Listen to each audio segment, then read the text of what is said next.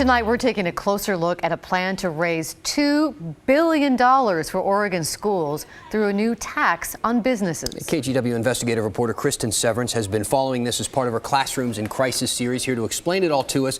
And also, whenever people hear the word tax, their ears kind of ring a little bit. Definitely. So this entire proposal would really hinge on a new tax. It's called a commercial activity tax, a tax to businesses, their total revenue, also called a gross receipts tax. So the people that came up with this, the Joint Committee for Student Success, released their details yesterday, and we had a chance to talk to them. They said this is meant to be spread very thinly across all businesses. So businesses that make more than $1 million a year would be taxed less than 0.5%.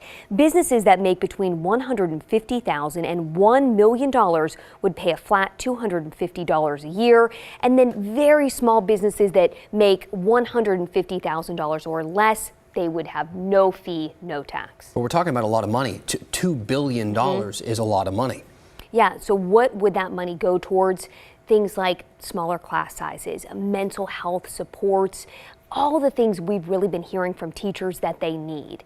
The Joint Committee on Student Success believes that, this money is the way to do it, and they would split the money into 3 different pots. So there would be $400 million to early childhood education, things like Head Start family supports, $1 billion to school improvement. That means more school health professionals, trauma-informed practices that we hear so much about. And then the other part, $600 million to statewide investments. That means bullying, suicide prevention, and supports for students with disabilities. I've heard this called unprecedented. Is that a fair assessment?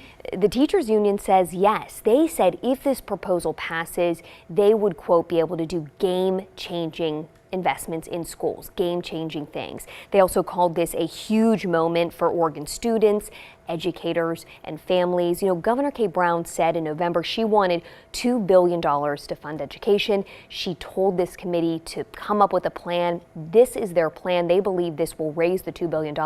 We'll have to see. We'll have to see if it passes. Game-changing. That's what they want to do. They've been talking about it for years. Maybe this is the year. Yeah, we'll see. Thank you, Kristen. You bet. And if you have a story idea for Kristen to investigate, give her a call at 503-226-5041, or you can email callkristen@kgw.com.